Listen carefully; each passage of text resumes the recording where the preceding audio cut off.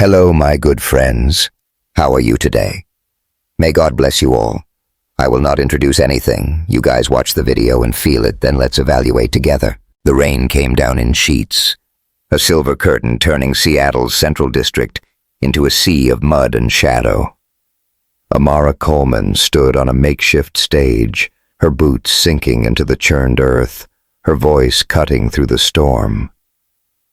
"Zora's haven will be a light," she said, her words fierce despite the small crowd huddled under umbrellas. "A place where no one's turned away, where cancer doesn't win." Her curls clung to her face, rain dripping from her chin, but her brown eyes burned, daring the world to doubt her. Behind her, a scaffold loomed, its steel glinting wetly, a promise of the cancer center to come.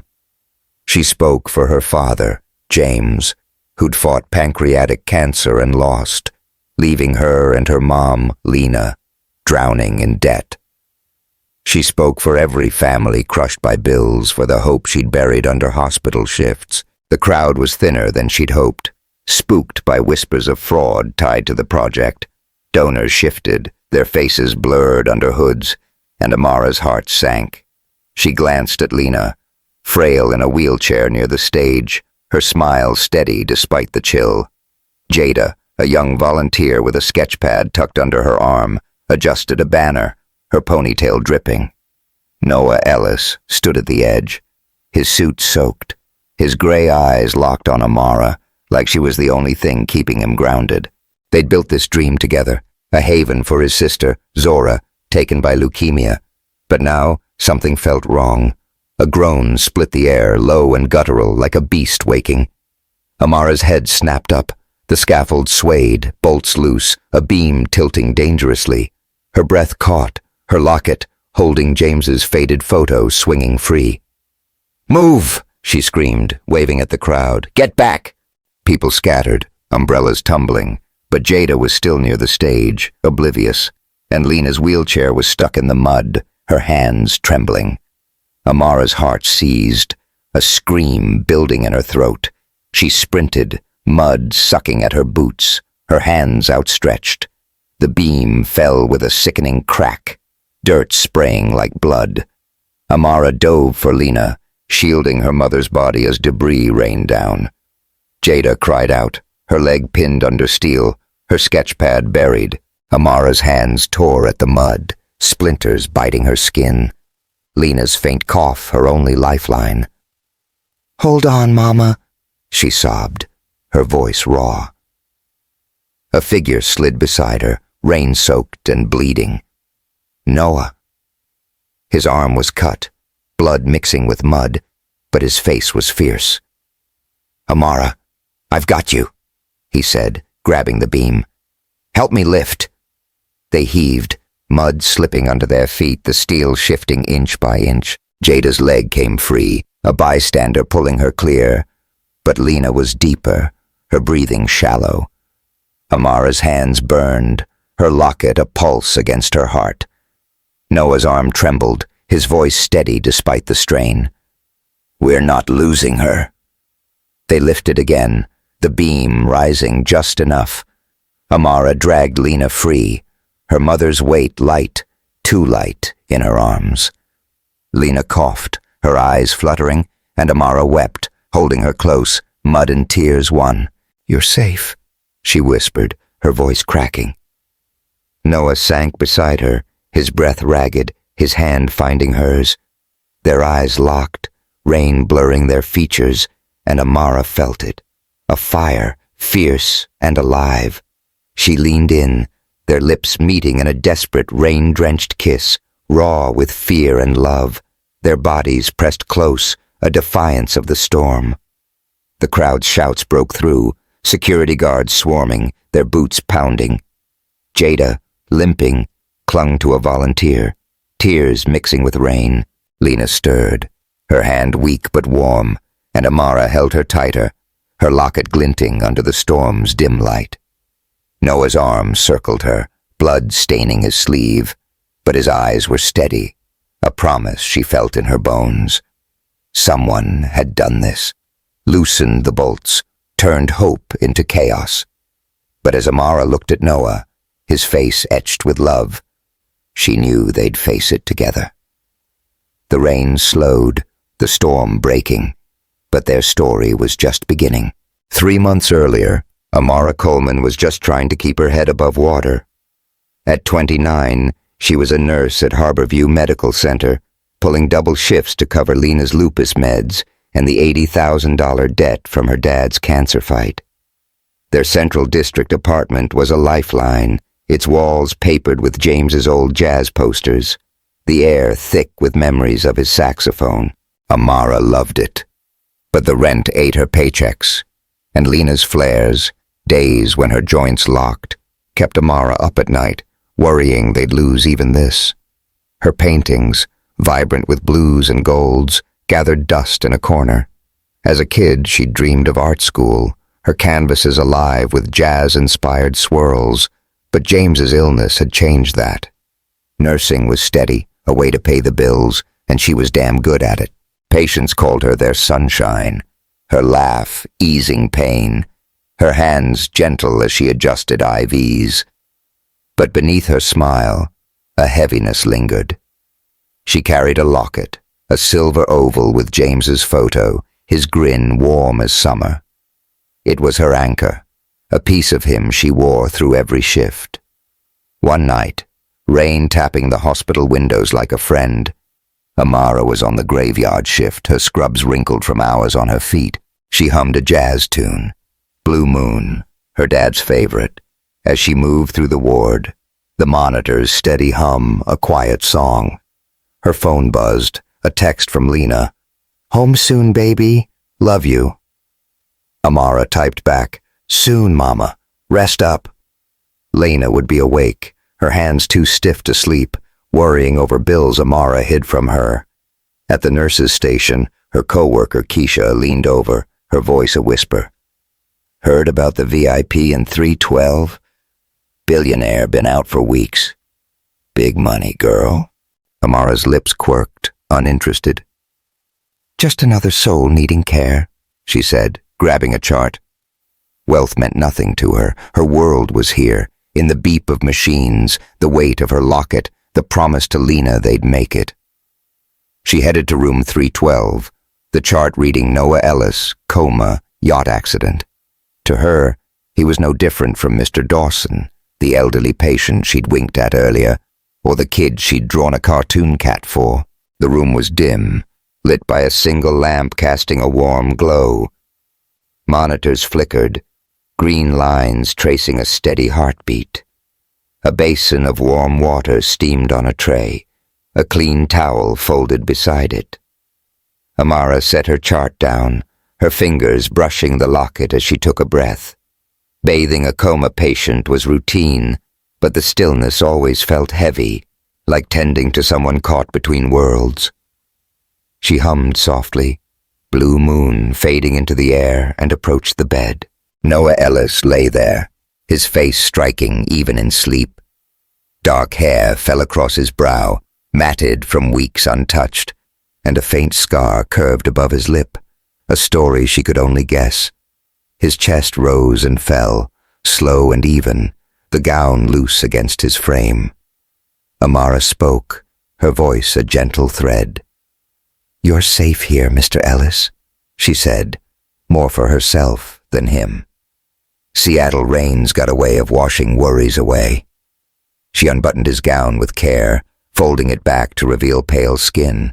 The sponge was warm in her hand, and she worked slowly, tracing circles across his chest, her touch tender, as if he could feel it. The rain grew louder, a low roar pressing against the walls. Her fingers brushed his collarbone, a fleeting warmth sparking under her skin, and she paused, her hum faltering. Something shifted, a faint twitch in his fingers, the monitors flickering. She leaned closer, adjusting the gown, her breath catching. Then his eyes opened, gray and sharp, alive. They locked onto hers, piercing through the dim light. Amara's breath caught, the sponge slipping from her hand, water splashing across her scrubs and pooling on the floor.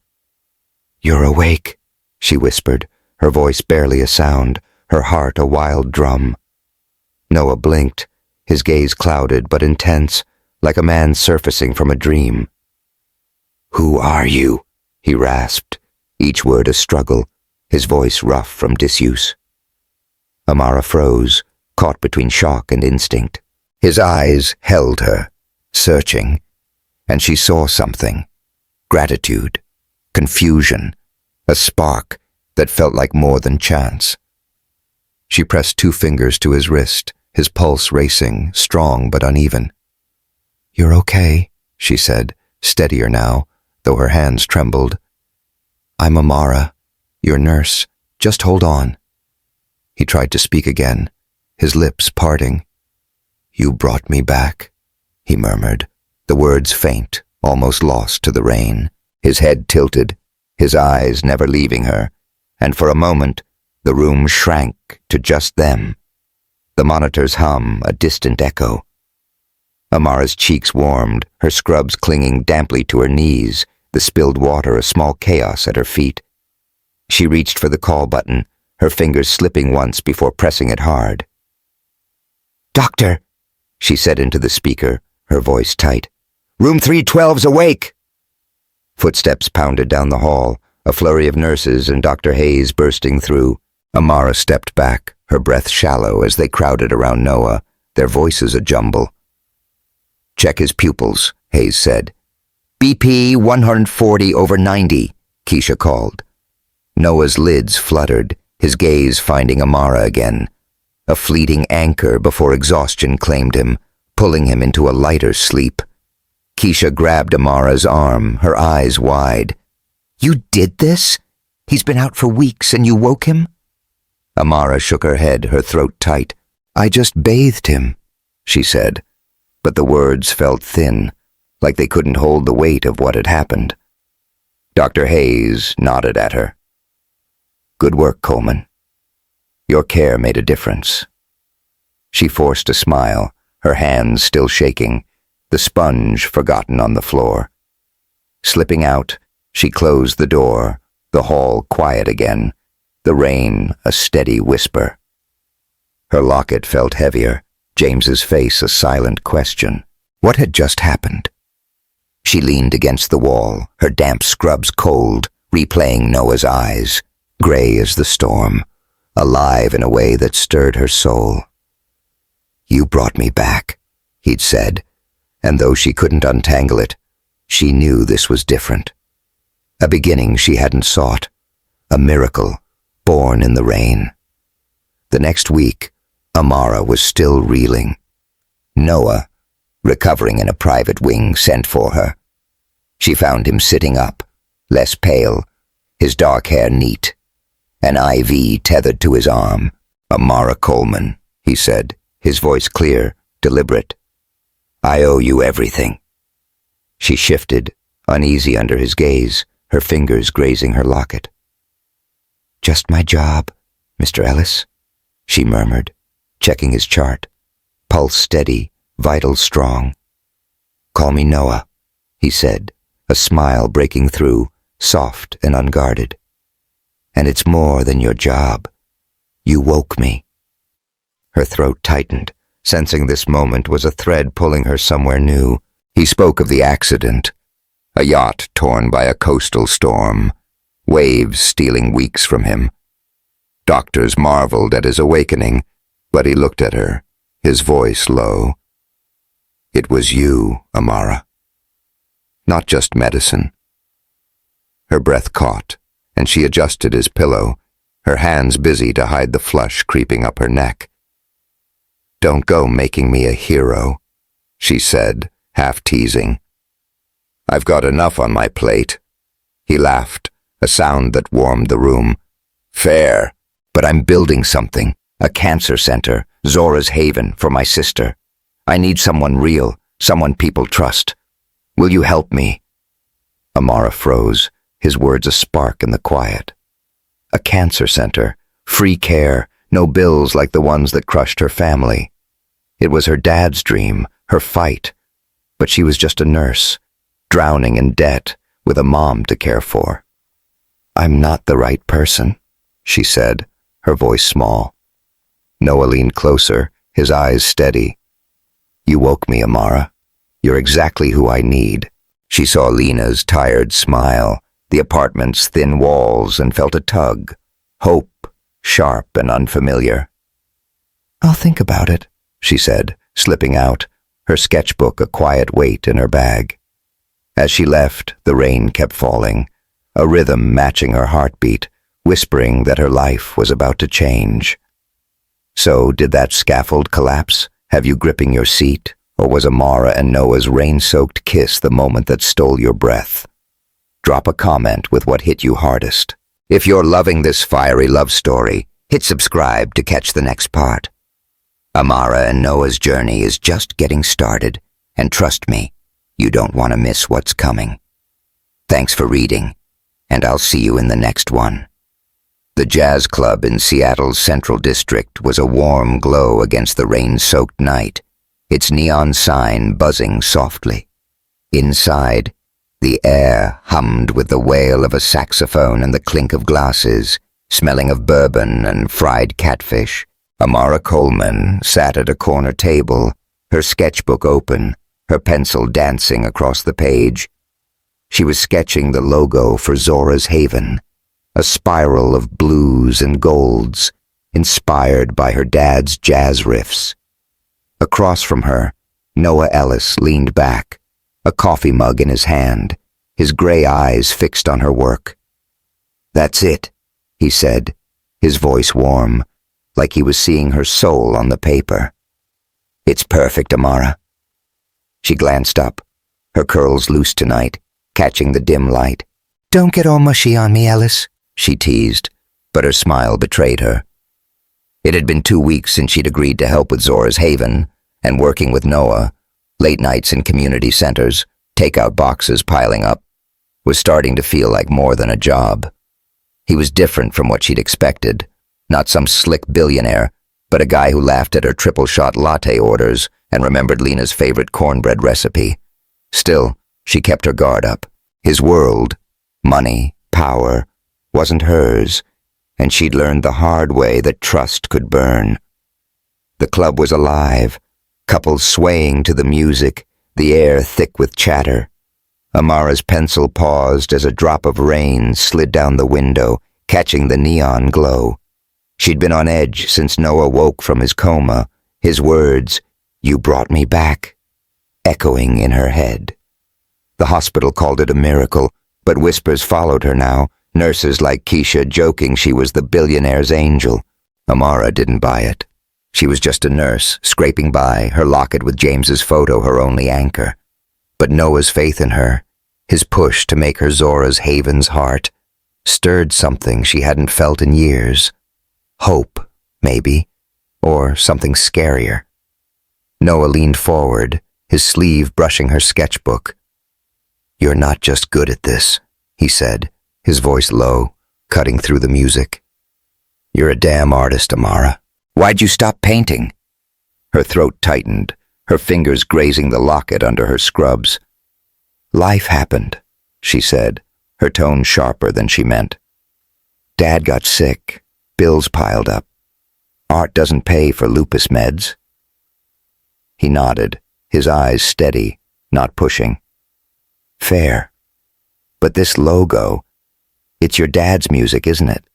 You're still telling his story." She looked at him, caught off guard by how he saw her. The club's lights danced in his eyes, and for a second she forgot the rain, the bills, the weight.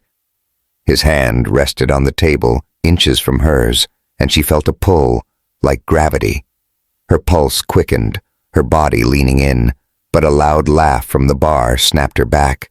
She closed her sketchbook, clearing her throat. "We should get back to work," she said, her voice shaky. Noah smiled, a half-grin that made her stomach flip. "All right, Coleman, but I'm not letting you hide that talent forever." The next day, trouble walked into Harborview Medical Center like it owned the place. Amara was at the nurse's station, checking charts, when Vanessa Reed swept in, her heels clicking on the linoleum. Noah's ex-fiancé was all polish, sleek braids, tailored coat, and a smile that didn't reach her eyes. She was a PR exec, a black woman who'd clawed her way into Seattle's elite, and she carried herself like she knew it. "Amara," she said, her voice sweet but sharp, "I heard you're helping Noah with his little project. How quaint." Amara's jaw tightened, her fingers gripping a pen. "It's not little," she said, her tone cool. "Zora's haven's gonna save lives." Vanessa's lips curved, a predator's smile. "Sure. But let's be real. You're a nurse, not a leader. Noah needs someone who fits his world, not a charity case chasing his money." The words hit like a slap, but Amara stood tall, her eyes blazing. "I'm not chasing anything," she said. "Unlike some people, I don't need to tear others down to feel big." Vanessa's smile faltered, but she recovered, tossing her hair. "We'll see how long you last." She sauntered off, leaving a chill in the air. Amara's hands shook as she grabbed a chart, her mind racing. Vanessa wasn't just jealous, she was dangerous, her words already spreading like poison. Keisha leaned over, her voice low. "Girl, watch your back. She's telling folks you're only in this for Noah's cash." Amara's stomach twisted. She'd fought too hard for her place at Harborview, pulling all-nighters to earn her degree while Lena prayed over her.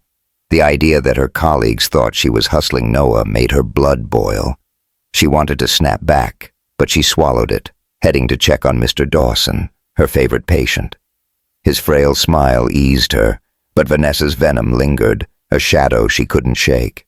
That evening, Amara was at Noah's temporary office, a cramped room in a Central District community center, papers strewn across a table.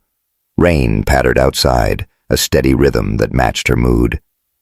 Noah was sorting donor lists, his shirt sleeves rolled up, a smudge of ink on his cheek. "You're quiet tonight," he said, glancing up. "Everything okay?" She hesitated, then blurted, "Vanessa came by, said I'm after your money, that I don't belong in your world." Noah's face darkened, his hand pausing. "She's wrong, Amara. You're the heart of this. She's just bitter. We broke up after Zora died.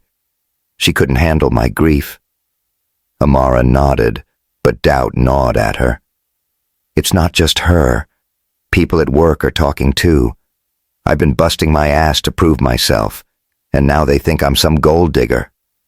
He stood, stepping closer, his voice fierce. "You're not. You're the realest person I know. Let them talk. We'll prove them wrong together." His hand brushed her arm, warm and steady, and Amara's breath caught. The rain outside seemed to fade, the room shrinking to just them. His thumb grazed her wrist, a spark igniting under her skin, and she leaned in, their faces inches apart. Her heart pounded, her body humming with want, but fear stopped her. She stepped back, her voice shaky. "I can't. Not yet." Noah nodded, his eyes soft. "I'm not going anywhere, Amara." The moment hung heavy, charged like the storm outside. Amara turned to the table, pretending to study a blueprint, but her hands trembled. She wanted to trust him, to let herself fall. But Vanessa's words, the whispers, the weight of her life, they were too loud. The next morning, trouble doubled down. Amara was in the community center, sorting files, when a faded letter slipped from a folder. Her breath stopped as she read, "To the donor at Harborview. Your blood gave my sister time. Thank you. Noah Ellis." The donor's name, half blurred, was J. Coleman. Her father, James, who'd given blood every month until cancer took him. Her hands trembled, the locket heavy against her chest. Had Noah known? Was he using her because of James, playing on her past? She stormed to Harborview, finding Noah in his recovery room, his IV gone, his strength returning. "What's this?" she demanded, holding up the letter, her voice shaking. "Did you pick me because of my dad? Was this all a game?" Noah's eyes widened, confusion giving way to shock. "Amara, I didn't know," he said, standing, his voice raw. "I wrote dozens of letters after Zora died, thanking every donor. I never saw the names, never knew it was him. I chose you for you, your heart, your fire." She wanted to believe him, but doubt clawed her. "You expect me to buy that? You're a billionaire, Noah. You dig into people's lives. How do I know you're not playing me?" He stepped closer, his hands raised like calming a storm. "I swear, Amara, I'd never hurt you. You woke me. Not just from the coma. You woke my heart. I'm all in, if you'll let me." His words hit hard, stirring the fire she'd tried to bury. But the letter, Vanessa's venom, the whispers, they were too much. "I need time," she said, her voice cold, and left, the door slamming behind her. That night, Amara was at Lena's apartment, the air thick with the smell of collard greens and history. Lena sat on their worn couch, her hands curled from lupus, her eyes sharp. "You look like you're carrying the world, baby," she said, her voice warm but firm. "What's going on?" Amara spilled it all. Vanessa, the letter, Noah's words.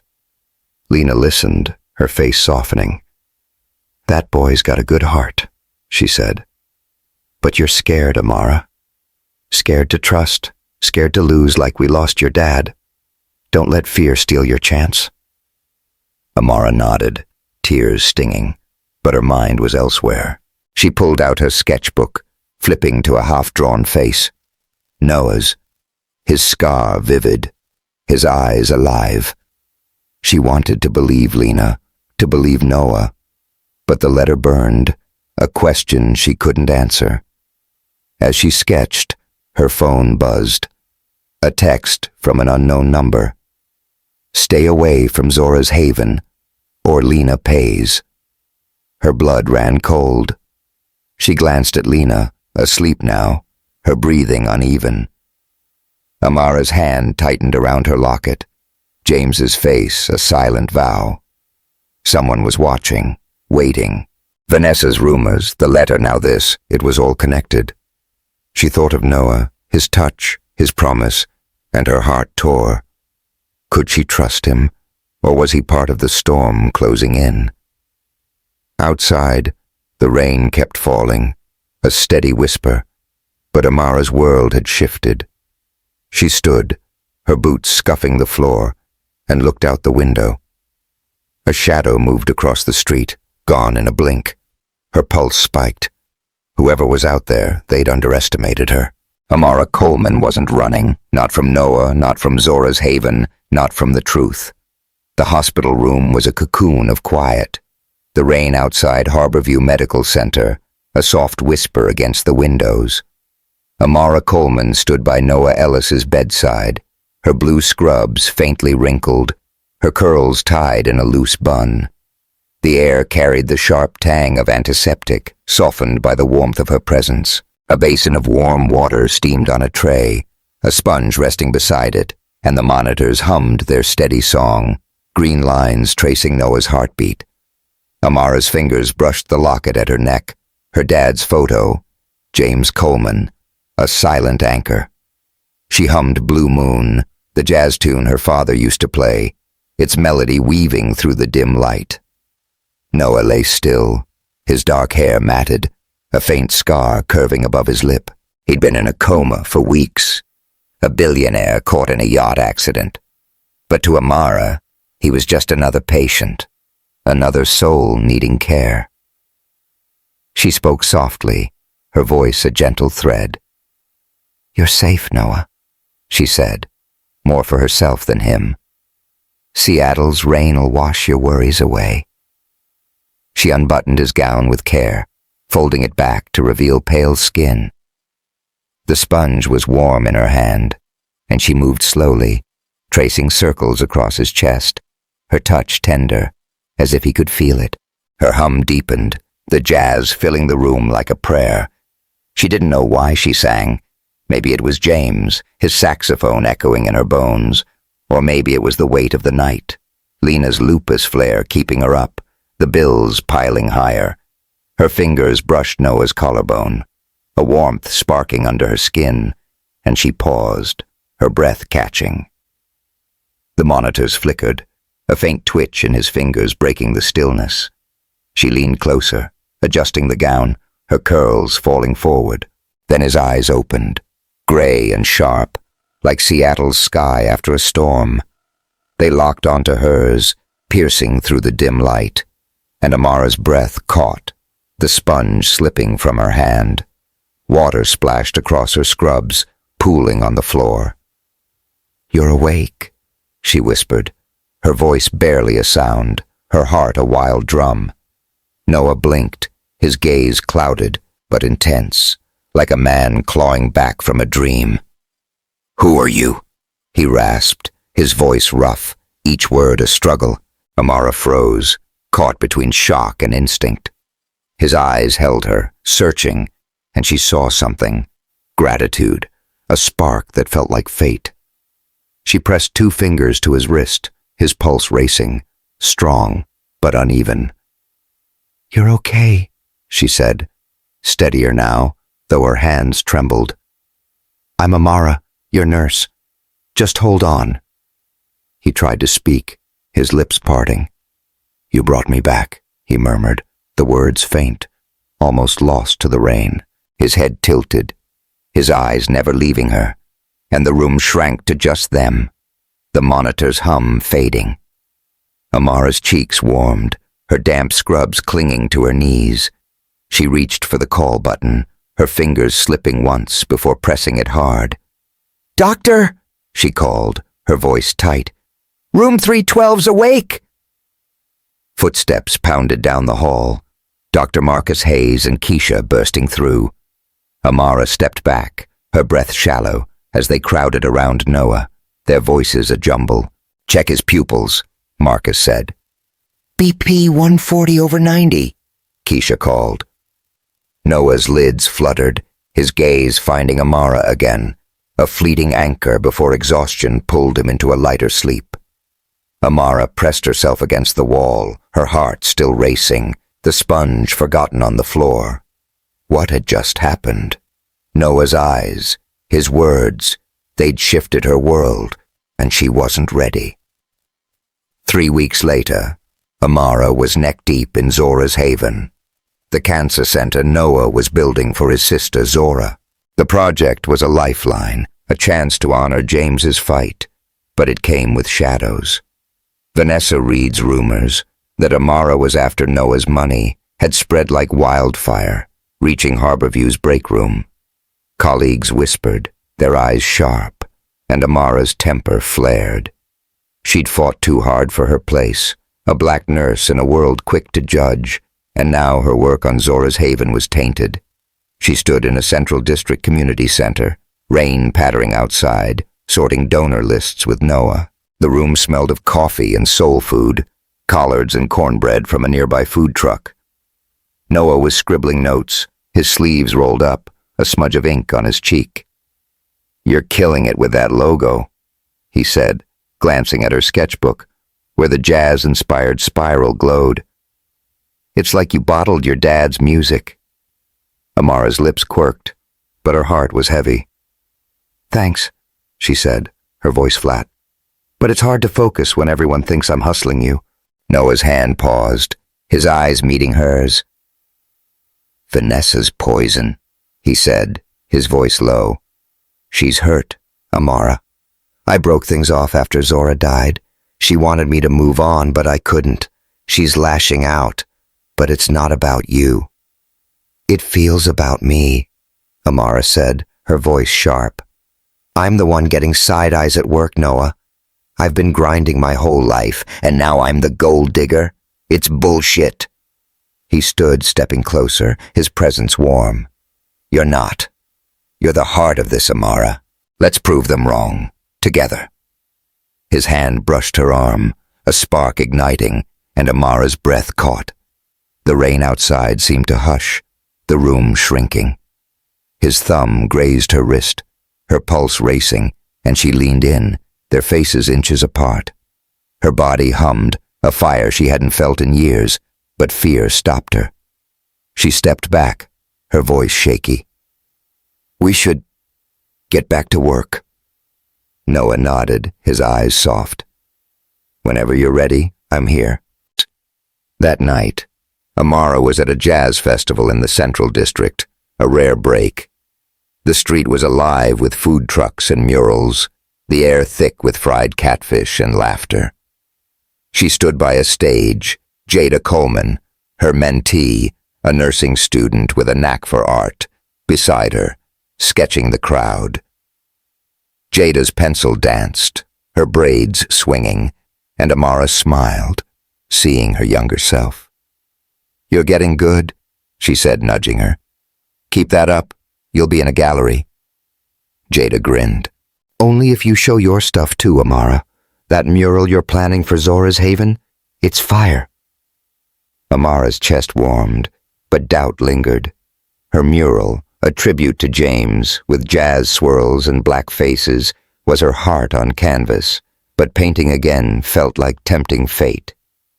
She opened her mouth to reply, but her phone buzzed, a text from Lena. "Flair's bad tonight, baby. Don't worry, just rest." Amara's stomach twisted.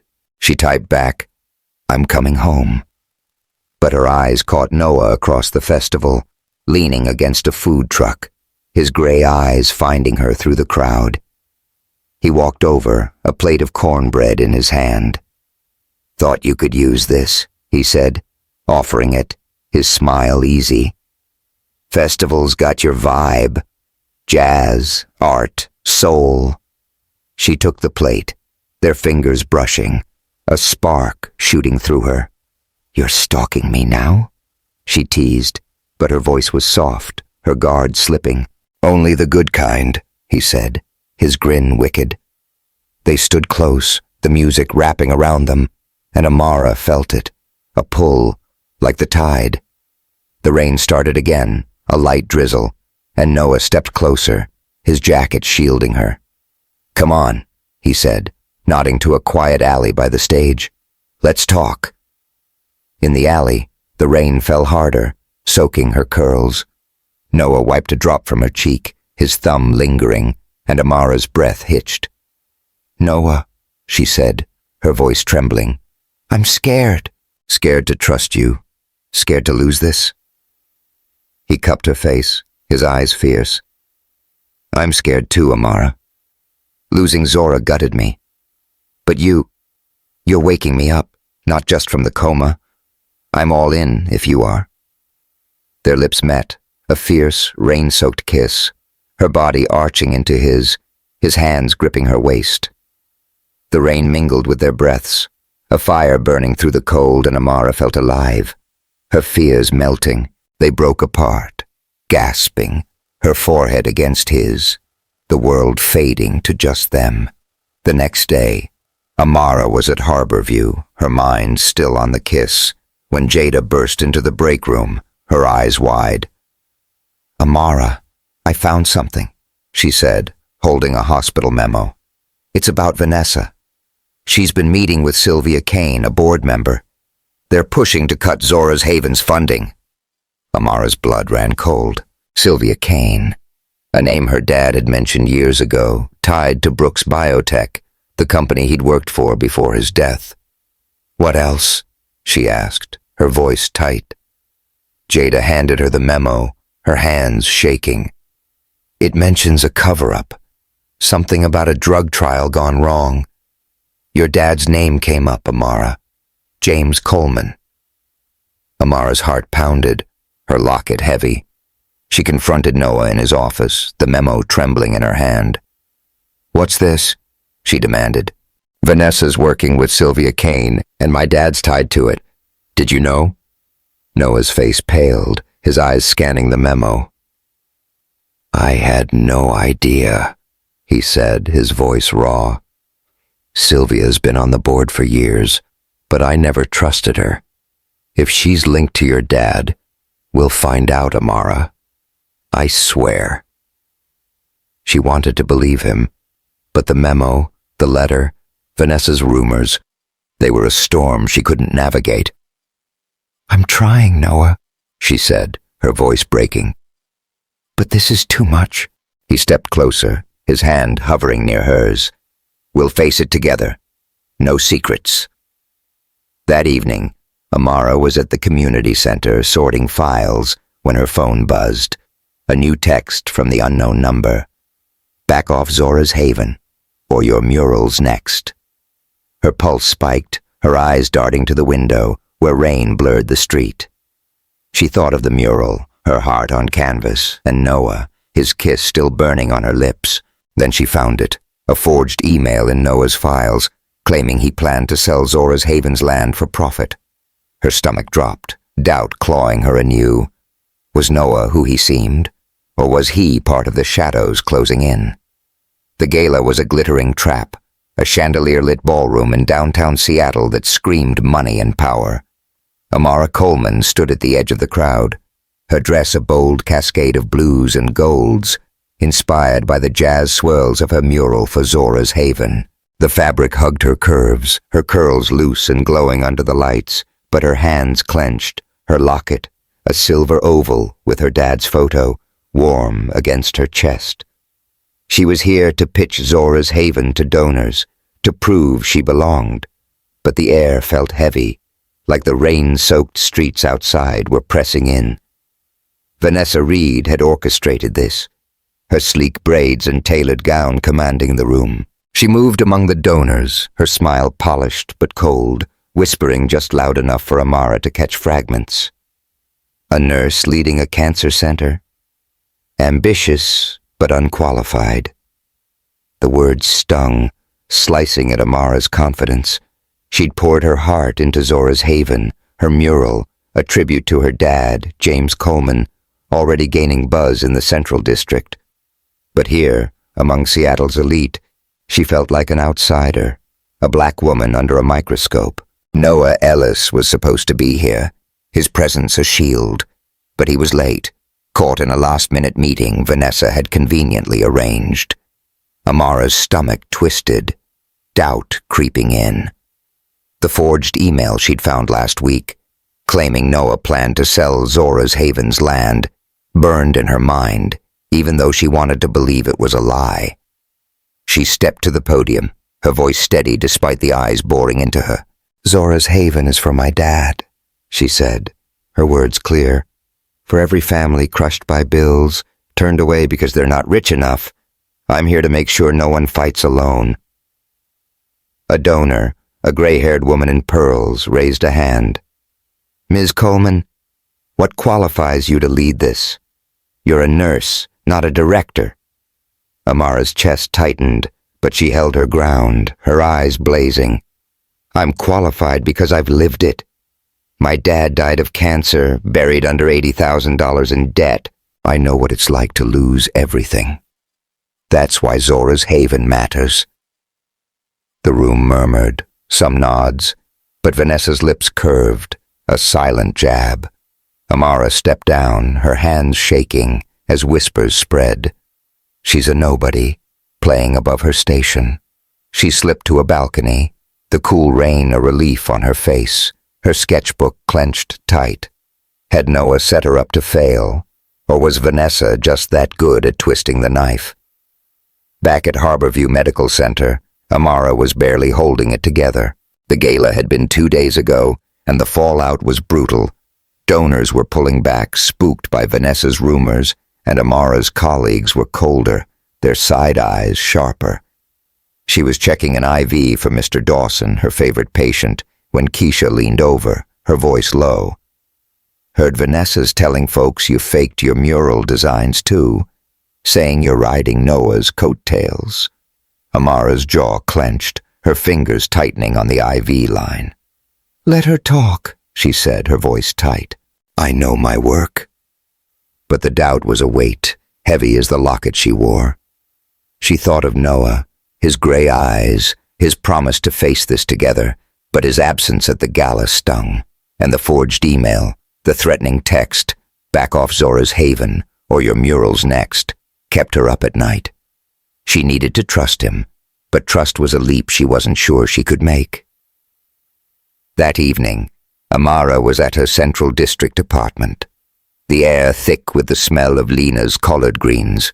Lena was in bed, her lupus flaring, her face pale as she gripped Amara's hand. "You're pushing too hard, baby," Lena said, her voice weak but sharp. "This center, Noah, it's eating you up." Amara's throat tightened, guilt flooding her. "I'm fine, Mama," she lied, adjusting Lena's pillow. "Just gotta keep going. For Dad. For you." Lena's eyes softened. "Your dad would want you happy, Amara. Don't let fear steal that." Amara nodded, but her mind was elsewhere. She'd neglected Lena, too caught up in Zora's haven in Noah. As Lena slept, Amara pulled out her sketchbook, flipping to a half-drawn mural, jazz notes curling around black faces, her dad's smile in the center. Painting it felt like breathing again, but the threat against it loomed, a shadow she couldn't outrun. The next night, Noah showed up at her apartment, rain dripping from his jacket, his face etched with worry. "I heard about the gala," he said, stepping inside, the smell of wet wool mixing with Lena's greens. "I'm sorry, Amara. Vanessa set me up, kept me in a meeting with fake investors. I should have been there."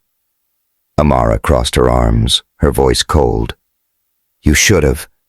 I looked like a fool, Noah, and now donors are bailing, my mural's at risk, and I'm wondering if that email's true, if you're selling out Zora's haven." His eyes widened, pain flashing across his face. "That email's a fake," he said, his voice fierce. "I'd never betray Zora or you. Amara, you're everything to this. To me." Her heart twisted, his words stirring the fire she'd tried to bury. She wanted to believe him, but the gala, the whispers, Lena's flare, they were too much. "I don't know what's real anymore," she said, her voice breaking. Noah stepped closer, his hand hovering near her arm. "Then let me show you." The air crackled, the rain outside a soft roar. Amara's sketchbook lay open on the table, her mural sketch glowing under the lamp. Noah's eyes flicked to it, softening. "This is you," he said, his voice low. "Your heart. Your dad's music. Let's paint it together." She hesitated, then nodded, grabbing her brushes. They stood side by side, paint smearing their hands, the mural coming alive, blues and golds swirling, jazz notes dancing. Their fingers brushed, a spark igniting, and Amara's breath caught. Noah's hand traced her wrist, his touch electric, and she turned, their faces inches apart. "Amara," he whispered, his voice a caress, "I'm not letting you go." Their lips met, a hungry, desperate kiss, her body arching into his, paint smearing across their clothes. His hands slid to her waist, pulling her close, and she felt alive, her fears melting in the heat of his touch. They stumbled to the couch, her curls falling loose, his breath warm against her neck. But fear surged, and she pulled back, gasping, her hands trembling. "I can't," she said, her voice shaky. "Not until I know this is real." Noah's eyes were steady, his voice soft. "I'll wait, Amara, as long as it takes." They sat in silence, the mural glowing, their breaths heavy. Amara's body still hummed, the taste of him lingering, but doubt held her back. She wanted this, him, Zora's haven, her art, but the shadows were closing in. The next morning, Amara was at Harborview, her mind a storm, when Dr. Marcus Hayes caught her in the break room. Marcus, a black oncologist with a warm smile, had been her friend for years, but his eyes held something new. "Amara," he said, his voice low. "You're killing yourself with this center. You deserve better. Someone who's got your back. No drama." She blinked, caught off guard. "Marcus, what are you saying?" He stepped closer, his hand grazing hers. "I'm saying I care about you, more than a friend. You don't need Noah's chaos." Her heart raced, Marcus's words a curveball she hadn't seen coming. He was steady, safe, but Noah's kiss, his fire, burned in her veins. I need time," she said, pulling away, her locket heavy. As Marcus nodded and left, Amara's phone buzzed. A new text from the unknown number. "Leave Zora's Haven, or Lena's next." Her blood ran cold, her eyes darting to the window, where rain blurred the street. She thought of Lena, alone, and panic surged. But then Keisha burst in, her face grim. "Amara." Jada found something in the hospital archives. A record from Brooks Biotech dated before your dad died. It's about a drug trial, a cover-up. Sylvia Kane's name's all over it. Amara's hands trembled as she took the record, her eyes scanning the page. It detailed a failed trial, a patient's death, James Coleman, ruled an overdose, but the notes screamed foul play. Sylvia had buried it, protecting Brooks Biotech, and now she was tied to Vanessa, to Zora's Haven's sabotage. Amara's locket felt like fire, James's face a call to fight. Sylvia had taken her dad, and now she was coming for everything Amara loved. She stormed to the community center, finding Noah sorting files, his face tired but determined. "Look at this," she said, slamming the record on the table. "Sylvia Kane killed my dad. She staged his death, Noah, and she's behind Vanessa's games. We're not just fighting for Zora's Haven, we're fighting for justice." Noah's eyes darkened, his jaw tight. "If Sylvia's dirty, we'll take her down," he said, his voice fierce. "But Amara, you're not alone in this. I'm with you, all the way." She met his gaze, her heart torn. Marcus's confession, the threatening text, the record, they were a storm, and Noah was her only anchor. But the forged email, Vanessa's whispers, Malik's threats, they loomed, a shadow she couldn't outrun. "I want to believe you," she said, her voice trembling. "But I'm scared, Noah. Scared I'm falling for someone who might break me." He stepped closer, his hand cupping her face, his touch a promise. "I won't break you," he said, his voice raw. "I'm falling too, Amara. Let's do this together." She leaned into him, just for a moment, the rain outside a steady drum, her locket pressed against her heart, James's memory a vow. Sylvia, Vanessa, Malik, they were coming for her, but Amara wasn't backing down. Noah's warmth, his fire, was a risk she might just take. But as she pulled away, her phone buzzed again, the screen glowing with a new message. "You've been warned." Her eyes flicked to the window, where a shadow moved, gone in a blink. The fight was far from over, and Amara Coleman was ready to burn. The rain fell in a steady curtain over Seattle's Central District, washing the neon glow of jazz clubs and food trucks into a blur of light and shadow. Amara Coleman stood in a quiet alley behind a community center, her boots soaked, her curls clinging to her face. The hospital record she'd found, a damning link between Sylvia Kane and her father's staged overdose, burned in her pocket, its weight heavier than the locket at her neck. Her heart pounded, not just from the truth about James Coleman's death, but from the fight she'd just had with Noah Ellis. Dr. Marcus Hayes's confession, the forged email claiming Noah would sell Zora's Haven, and the threatening texts, "Leave Zora's Haven, or Lena's next," had pushed her to the edge. She'd accused Noah of hiding more, her voice sharp with fear, and now he stood before her, rain dripping from his dark hair, his gray eyes fierce. "Amara, I'm not the enemy." Noah said, his voice raw, cutting through the rain's whisper. I didn't know about Sylvia, about your dad. I swear I'm in this with you. For Zora. For you. She crossed her arms, her locket glinting under a streetlight. Then why does it feel like I'm fighting alone? She snapped, her voice trembling. Vanessa's tearing me down, Marcus is throwing curveballs, and Malik's out there, ready to burn it all. And you're supposed to be my ride or die. But I keep finding reasons to doubt you. Noah stepped closer, rain soaking his jacket, his hands raised like calming a storm. You're not alone, he said, his voice low, steady. I messed up, Amara. I should have seen Vanessa's game. Should have been at that gala. But I'm here now, and I'm not walking away. Her throat tightened, his words hitting like a spark in the dark. She wanted to believe him, to let the fire between them burn away her fears. But the hospital record, the texts, the email, they were a wall she couldn't climb. I'm falling for you, Noah, she said, her voice breaking. And it scares the hell out of me. What if you're not who I think? He cupped her face, his thumbs brushing her cheeks, rain mingling with her tears. I'm yours, he said, his voice a vow. Every flaw, every fight. Let me prove it. The air crackled, the rain a soft roar.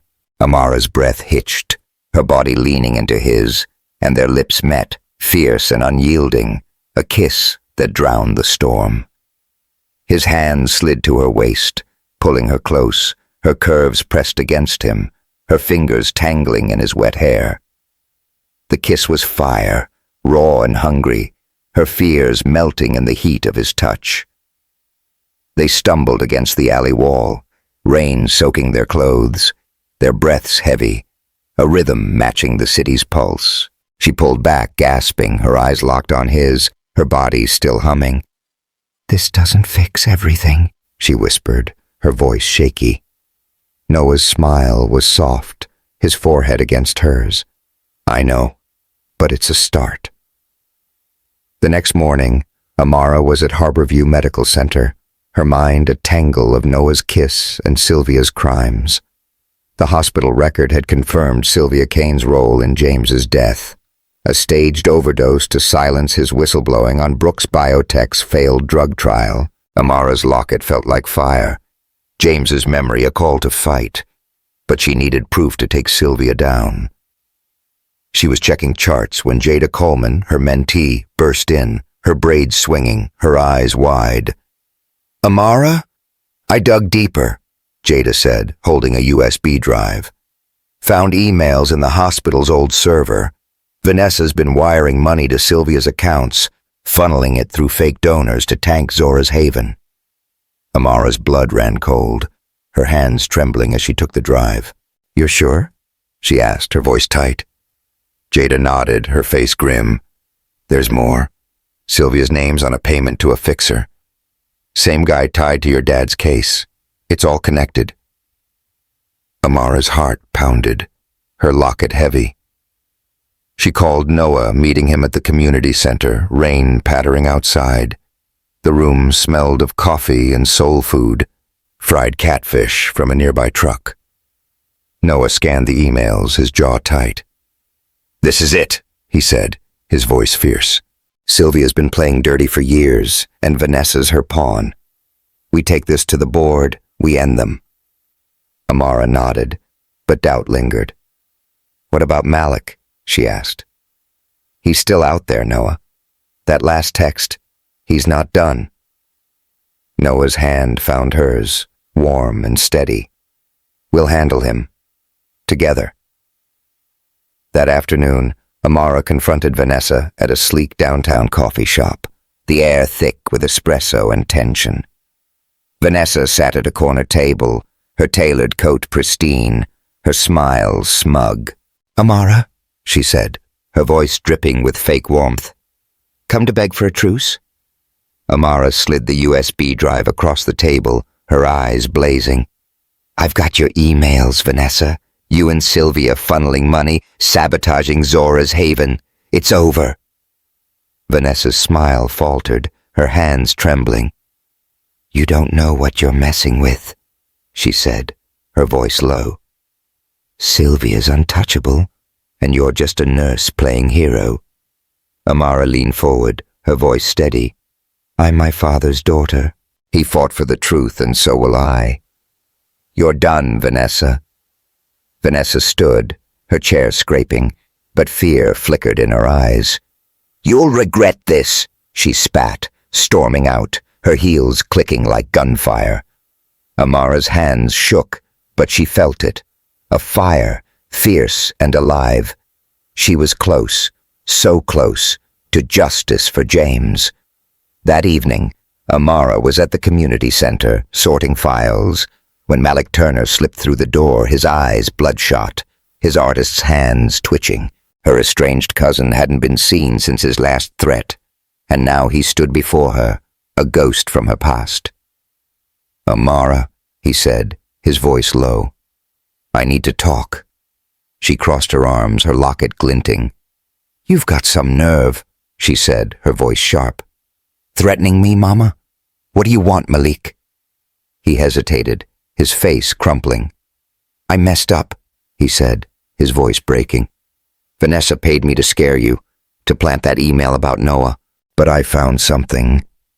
Sylvia's payments to a fixer, dated the day your dad died. I took it to the cops.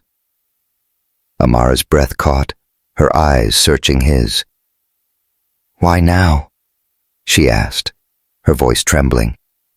Why help me after everything? Malik's shoulders slumped, tears welling. I'm an addict, Amara. Lost my art, my family. But you're still fighting, like Uncle James. I don't want to be the guy who buries you. She wanted to hate him, but his words hit hard, a crack in her armor. You're turning yourself in? She asked, her voice soft. He nodded, pulling a flash drive from his pocket. This has everything. Sylvia's done. Amara took it, her hands trembling. Malik's redemption was a shock, a piece of her past shifting into place. Get clean, Malik, she said, her voice firm. For you, not me. He nodded, slipping out, the rain swallowing his shadow. Amara sank into a chair, the flash drive heavy, her locket a pulse against her heart. Sylvia's empire was crumbling, but the fight wasn't over. The next day, Amara and Noah faced the hospital board, a room of suits and skepticism. Sylvia Kane sat at the head, her designer dress pristine, her smile cold. Amara stood tall, her mural sketch in hand, her voice steady. Sylvia Kane killed my father, she said, holding up the flash drive. She staged his overdose to cover a failed drug trial at Brooks Biotech. These emails, payments, and Malik's testimony prove it. She's been sabotaging Zora's haven to keep her secrets buried. The room erupted, donors gasping, Sylvia's face paling. Lies, she spat, but her voice shook. You're a nobody, Miss Coleman. Noah stepped forward, his eyes blazing. Amara's the heart of Zora's haven, he said, his voice fierce. Doubt her. You doubt me. These records are real, Sylvia. The police are on their way. Sylvia's smile crumbled, her hands trembling. The board chair, a gray-haired woman named Eleanor Carter, Noah's mother, nodded, her face grim. We'll review this immediately, she said, her eyes on Sylvia. Miss Coleman, you have our support. Amara's chest swelled, relief flooding her. She glanced at Noah, his hand brushing hers, a silent vow. They'd done it. Exposed Sylvia, saved Zora's haven. But as they left the room, a text buzzed. You think it's over? Watch your back. Her pulse spiked, Sylvia's shadow lingering. That night, Amara was at Noah's loft, rain streaking the floor-to-ceiling windows. They'd fought about Marcus earlier, Amara's confusion spilling out, but now they stood close, the air charged. "I'm sorry," she said, her voice trembling. "Marcus threw me, but it's you, Noah. It's always been you." He cupped her face, his eyes fierce. "I'm not losing you," he said, his voice raw. "Not to Marcus, not to Sylvia, not to anyone." Their lips met, a kiss that burned away doubt, fierce and desperate.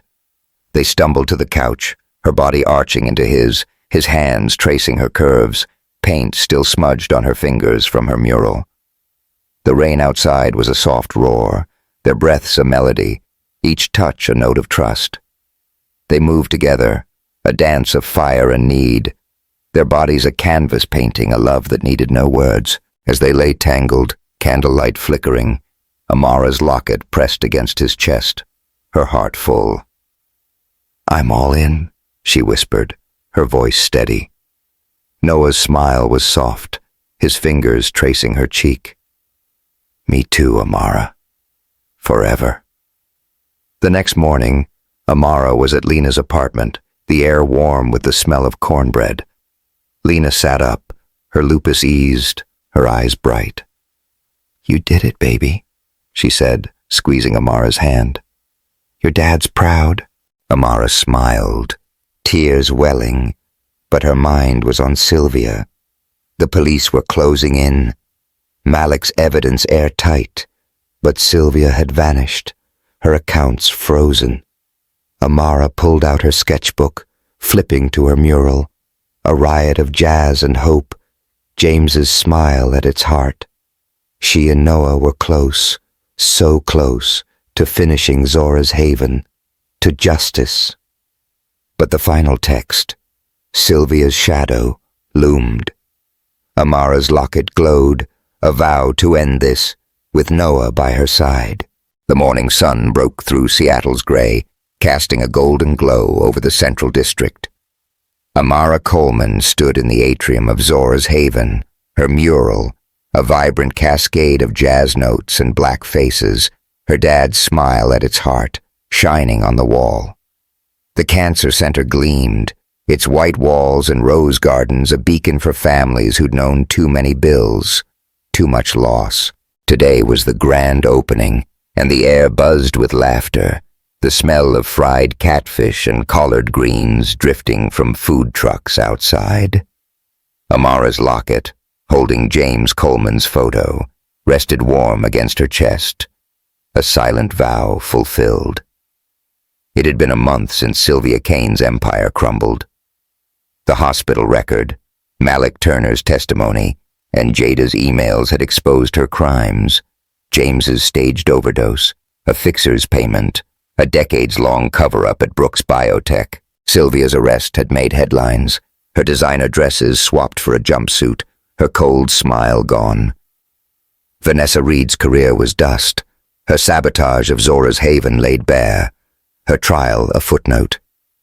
Malik, in rehab, had sent Amara a letter, his words shaky but sincere. "I'm trying, cousin. For Uncle James." It wasn't forgiveness, not yet, but it was a start. Amara adjusted her dress, a soft blue that echoed her mural's hues, her curls loose and glowing. Noah Ellis stood beside her, his black suit sharp, his gray eyes bright with pride. They'd fought for this, through rain-soaked kisses, forged emails, and a scaffold's collapse. And now Zora's haven was real, treating hundreds for free, a legacy for Zora, for James, for every soul who'd fought and lost. Lena Coleman sat in the front row, her lupus eased, her hands steadier, a new shawl around her shoulders. Jada, her mentee, bounced nearby, her sketchpad tucked under her arm, her smile wide as she prepared to unveil the mural. The crowd hushed as Amara stepped to the podium, her voice clear, her eyes fierce. "Zora's haven is for my dad," she said, her words carrying the weight of years. "For James Coleman, who played jazz like it could heal the world, who fought cancer and lost, but never stopped giving. For Zora Ellis, who loved fiercely and left us too soon. This is for every family told they don't matter. We're here to say they do. The atrium erupted, cheers echoing off the walls. An older man, his face lined, approached Amara, his hand trembling as he took hers. "I'm cancer-free because of this place," he said, tears in his eyes. "You're my miracle, Ms. Coleman." Amara's throat tightened, tears welling. "We did this together," she said, her voice soft, her locket warm. Noah's hand brushed her back, a steady anchor, and she leaned into him, her heart full. This was it, the climax of their fight, the moment James's memory became a light for others. But it wasn't just the center. It was them, Amara and Noah, their love forged in fire, unbreakable. The victory had come hard.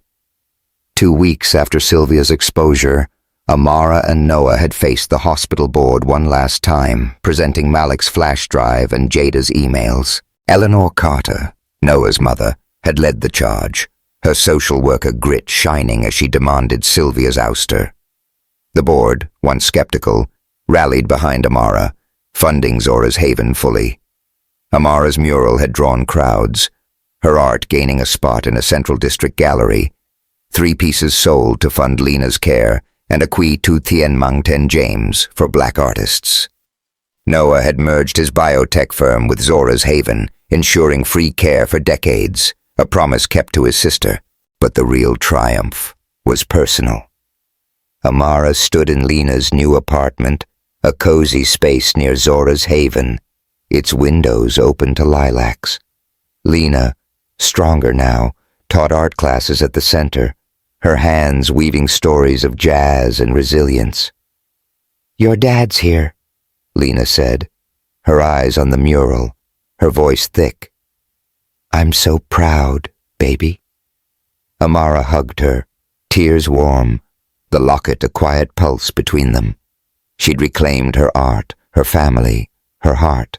Malik's letter, his fight for redemption, was a step toward healing, a bridge to a past she'd thought lost. Jada, now enrolled in art school, sketched beside Amara, their pencils a bond, a legacy of hope. The wedding came a week later in a Central District jazz club, the same one where Amara had sketched Zora's Haven's logo. The Blue Note was alive with music and soul food, mac and cheese, peach cobbler, bourbon shots clinking in toasts. Amara walked down a makeshift aisle, her white dress simple but radiant, her curls glowing under string lights. Noah waited at the front, his smile brighter than Seattle's skyline, his scar catching the light. Lena beamed from the front row, Eleanor beside her, their reconciliation a quiet gift. Jada scattered rose petals, her grin wide, while Dr. Marcus Hayes, now a friend, clapped from the back, his feelings for Amara a resolved footnote. The preacher, a friend of Lena's, called for the vows. "Do you, Noah, take Amara in sickness and health for richer or poorer?" Noah's voice rang clear, his eyes locked on hers. "I do," Amara echoed, her voice steady, her heart soaring. "I do." Their kiss was electric, a seal on a love that had survived sabotage, doubt, and loss. The crowd roared, Keisha leading a toast, "To Amara and Noah, the baddest team in Seattle." The reception spilled onto the club's terrace, tables groaning with soul food, a blues band playing under a rare, clear sky. Amara and Noah slipped to a quiet corner, her hand in his, their rings glinting. "We made it," she said, her voice soft, her eyes tracing his face. He pulled her close, his lips brushing her temple. "Couldn't have done it without you, Coleman." She laughed, nudging him. "Ellis, you mean? I'm stuck with you now." "Damn right," he said, his grin wicked. They danced, slow and easy, no music needed, just the rhythm of their hearts. A month later, Amara and Noah stood on a Miami beach, the sunset painting the sky in gold and pink. Their honeymoon was a stolen moment, a chance to breathe after Seattle's storms. The waves lapped at their feet, cool and soothing, as Amara dropped her wide-brimmed hat in the sand. A stranger, a surfer with a cocky grin, picked it up. "Lost something beautiful," he said, offering his number with a wink. Amara smiled, shaking her head. "Thanks, but I'm married."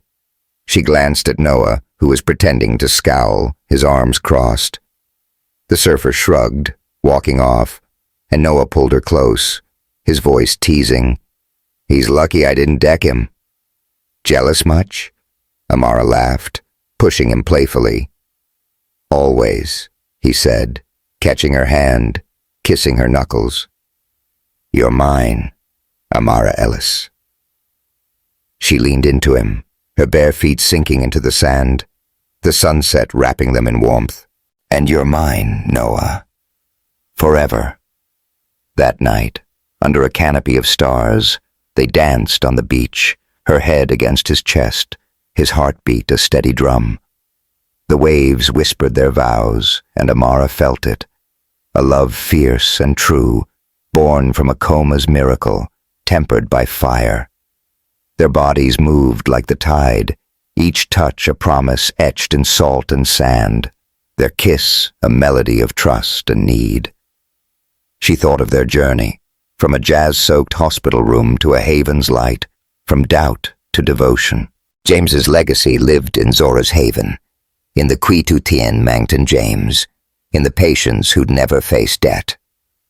Lena's strength, Jada's dreams, Noah's fire, they were her home. Back in Seattle, Zora's haven thrived, its gardens blooming, its walls alive with Amara's art. Amara painted in a studio near the center, her canvases bold, James's face in every line. Noah played jazz on a piano in their new home, a modest house with wide windows, their love a quiet hum. Lena, teaching at the center, knitted blankets for patients, her laughter a gift. Jada's sketches hung in a local gallery, her future bright, a mirror to Amara's reclaimed dreams. One evening, they sat by the center's fountain, its ripples catching the spring light. Lena sketched nearby, Jada at her side, their pencils dancing. A patient, cancer-free, approached Amara, his hand on hers. "You saved me," he said, his voice thick. Amara smiled, tears rising, her locket warm. Noah's arms circled her, his ring a steady weight, and she leaned into him, her voice soft. "We made it," she said. He nodded, his lips brushing her hair. "We did, love," he murmured, his voice her home. They watched the sunset, Seattle's skyline gold, the rain a distant song. Amara's locket rested against her heart, James's love woven into every moment. Lena's strength, Noah's promise, Jada's hope, the center's hum. Their story wasn't perfect, carved from loss and fight, but it was real. Amara looked at Noah, his eyes reflecting the light, and knew they'd face whatever came next, together. So, did you tear up at Zora's Haven's opening? Or was Amara and Noah's Miami Beach dance the moment that got you? Drop a comment with your favorite scene. Maybe it's Lena's smile at the wedding, or Jada's sketch stealing the show. If this epic love story warmed your heart, hit subscribe for more tales of fire and triumph. Amara and Noah proved love conquers all. What's next? Thanks for joining us, and I'll see you in the next one.